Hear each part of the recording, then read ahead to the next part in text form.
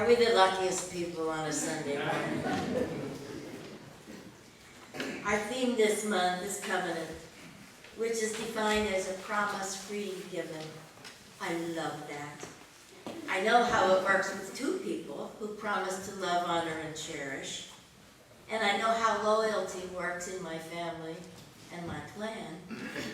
But how does it work with 100 people or 200 people? How does it work in congregational life? This morning I'm going to talk about what I've learned about congregational life and covenant in several different congregations. Debbie Leshen will talk about her family's experience in one congregation, this one. It took me forever and a day to learn that congregational life is made up of hundreds of small, intimate interactions, but that a covenant is built on transformational moments.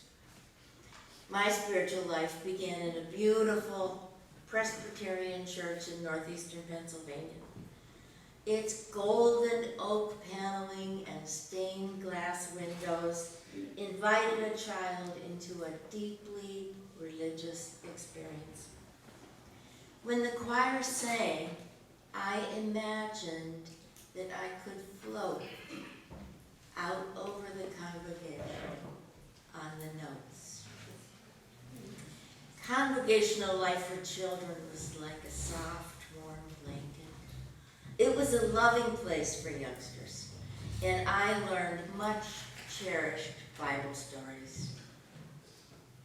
I can spot a biblical reference in film and literature faster than Noah could spot a flood. But at confirmation time, we had to commit to believing in the Apostles' Creed and tenets like predestination and original sin. This was my first test of faith. I went to my minister in tears and I said, I can't get confirmed. I can't believe in original sin or heaven or the other place. And God's omnipotence was terrifying. I didn't want a spirit knowing what I was going to do before I did it. I didn't want a ghost around me, holy or not. Here's what a wise theologian minister said to a tearful 12-year-old. I'm glad that you are thinking.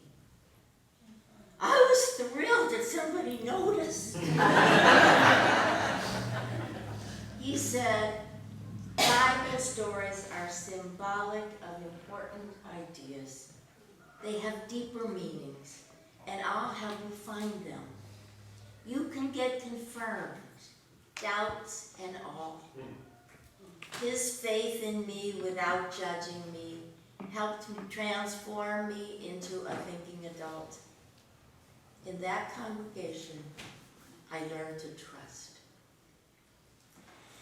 The blanket got a little scratchy as I uncovered hypocrisy, but I liked examining how my actions compared to my family's values. And I knew when I crossed the line with my sneaky little girl lies. But I had more challenging questions. How could they have been Christians, I asked my mother, if they had had slaves? How can they be Christians, I asked my mother after her sewing circle, and I had listened at the door as they tore some people apart who weren't there. How can they be Christians, I asked my mother, if they, and you can fill in the blank. Your job is to be kind, said my mother. Faith, hope, and charity is what we believe. My mother sits on my shoulder yet, and I'm still trying. Then we moved to California, where college was free. I finished school, got married, had 2 children, fulfilling what was expected of me at the time, like the girl with the pillbox hat on the cover of Life magazine. In the early 1960s, as young married adults in San Francisco, my husband Gordon and I attended the gorgeous Unitarian Church in the city, where Reverend Harry Schofield was the minister. There were 1,000 members of that church. Harry Schofield's theology ranged deep and wide, and when he said, love your neighbor as yourself in the 1960s, he was talking about your black neighbor and your gay neighbor. And he performed one of the first gay marriages in the city. We adored him and tried to get involved in congregational life. On some Sundays following the service, Reverend Schofield held what he called a talkback, where we could discuss challenging sermon topics such as, should a church get involved in politics? Some people just wanted to stay spiritual. I anticipated those discussions like a cat waits for tuna. But we could only participate if we left our toddlers at home. Child care was not provided. So I went to a board meeting to request childcare. I was told that they had never done it like that before, and that I would have to wait until my children could take care of themselves. I was afraid that I would not live that long.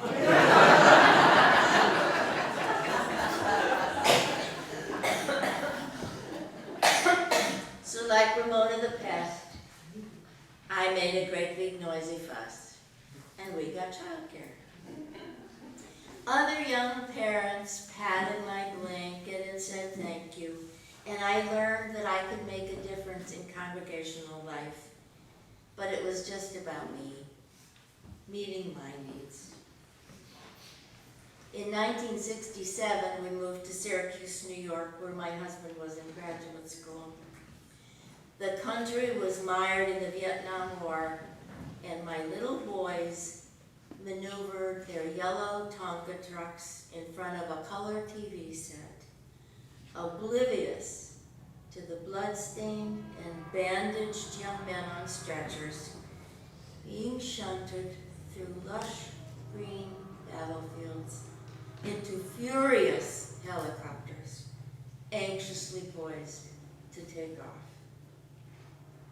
The anguished faces of those medics running alongside the stretchers, holding IV bottles aloft, haunt me yet. Today, on our highly censored and entertainment-based news, we see no dirty, bloodied American men or women waiting for transport. We don't see body bags lined up on airstrips, but they are there. Their sacrifice hidden from the viewing audience who doesn't like to be uncomfortable. In the nightmare of the 1960s, at least we saw a shred of red, raw truth. In that dark past, knowing that my little boys could be those young men on stretchers, I needed a church and a wise minister, like the one from my childhood. I found a church and a minister and entered a congregation engulfed in flames. In the Syracuse Unitarian Universalist Church, Reverend John Channing Fuller of the William Ellery Channing family was in the pulpit. He was like the preacher from Moby Dick, raging against evil from a pulpit on high. When Reverend Fuller fulminated against the Vietnam War, I was shocked. When members who desired liturgical music and sermons about transcendentalists got up and stormed out. When he offered traditional comfort, I was scandalized when the anti-war critics clumped down the aisle and then griped through coffee hour. I heard angry whispers about leaving the church and withholding pledge offers. Reverend Fuller was their minister, I thought. He was just doing his job.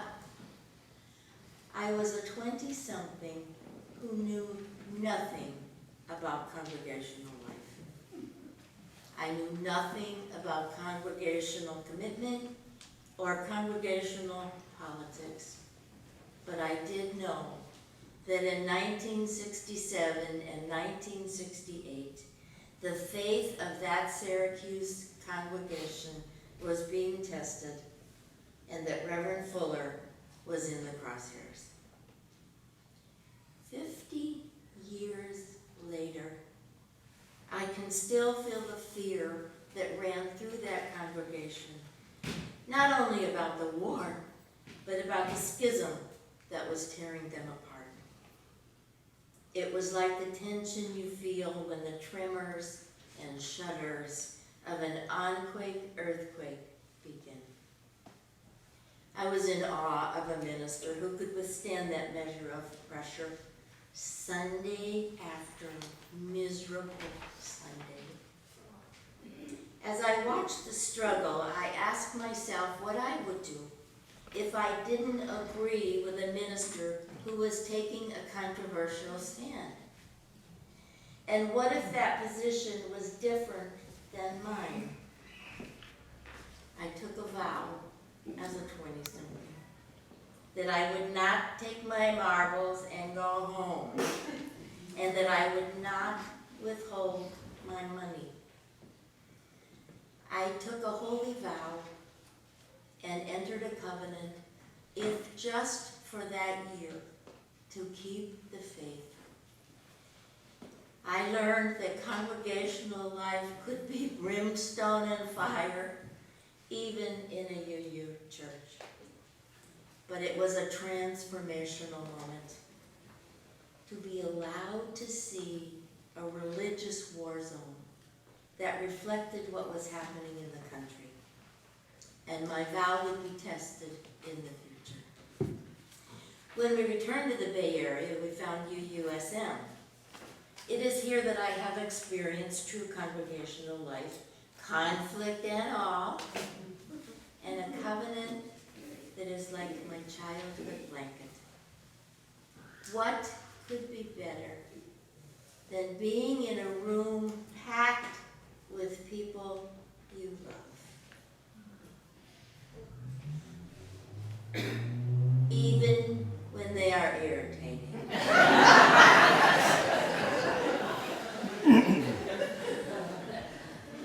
Especially when they are irritated, because you usually know why. You know why from shared stories on hard chairs in small groups where we opened our hearts and trusted each other with our joy and our pain. What could be better than being in a room full of people who will protect you in spite of yourself? What could be better than having a common mission? When we created the UUSM mission, we put a covenantal stake in the ground. It is tempered steel, and so are we. UUSM took me in, just as I was, and just as I am, an outspoken person who believes that God is a symbol of love, and every act of kindness leads us closer to a state of grace. UUSM took me in as someone who loved Bible stories, but who was a social justice junkie. We worked together on the Affordable Care Act, and I took our health care stories to Dianne Feinstein's office, and we made her staffer cry. It was one of my proudest and most transformational moments. Many of our ministers have given us opportunities for transformation. One of our ministers said often, like a refrain from a song, be intentional about what you do. Your intentionality makes it a spiritual practice. I tuck that away in my heart, and I use it every day. I have turned everything I do for this congregation into a spiritual practice, with the exception of going to Costco.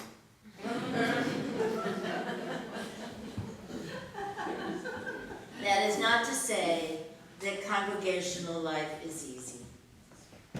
There have been what we call the trying times. We have been tested, like Delilah tested Samson. During one trying time, we were rude to each other. It is hard to believe, but out of it came our covenant of right relations. During another trying time, I was disappointed, But worse, I was astonished when some people left. It wasn't the Vietnam War. My 1968 promise to myself lit up like neon lights over a bar in Fisherman's Wharf. I recommitted myself to not leaving or withholding money from the good works that this church does. When does a congregation need you the most? When the pain is palpable. If you want to experience the covenant of congregational life, all you have to do is ask, what can I do? There is, however, as I have hinted, a learning curve. At the San Francisco church, I just tested the waters. At the Syracuse church, I was really just an observer, but it changed my life. At UUSM, my covenant is my commitment. Here's what I know about the learning curve. You have to manage your expectations and be honest about what you're looking for and what you need. And it's important to hold space for what others may need. Did you come for solace? You will find consolation here, as there are grievers and healers who will fold you into a blanket of love. Did you come for spiritual nurture? You will find it here in word and song and silence. Did you come for a social justice platform? I did. It comes and goes in waves. Champions step up and down, but individuals are doing the work, and you can find them. When I was a social justice junkie, I became a fanatic. And like the fanatic, there were consequences. Once I was told not to bring petitions to every meeting. It hurt my feelings. And then I got mad. And then I nursed that little grudge along for years until I started to enjoy it. My evil twin just loved that. And then my mother popped up on my shoulder and said, for Pete's sake, let it go. Get over it. You don't have to do that. You're probably trampling on somebody else's special space. So I let it go, and I forgave it. Don't ever tell anybody that story. Did you come for friends? You will find friendship, but personal relationships are as complicated in congregations as they are in the real world. It takes time in small groups and a substantial investment in coffee hour. People have found love at coffee hour, and we have watched the sparks fly, and we have watched them march down the aisle to get married. Disappointment may pierce you through, but this is a safe place in which to search. Our covenant holds because we have common beliefs we call our principles. Living the principles in congregational life can be like a call and response ritual. We were called not to use plastic in July as a spiritual practice. And the response was a joyful experience in creativity. We called to each other through common worship and song. The choir makes the ultimate sacrifice by getting up 3 hours earlier on Sunday morning. But they become transformed into an ensemble. Receiving love from a community with a covenant is transformative. But the spiritual bedrock is in the giving, the doing, the understanding that our lives are entwined as tightly as the roots of the trees that run beneath our feet. Yesterday was Fix-Up Day, and 9 stalwarts performed heroic tasks like painting the emergency fire sprinkler pipes and, yuck, cleaning out the basement.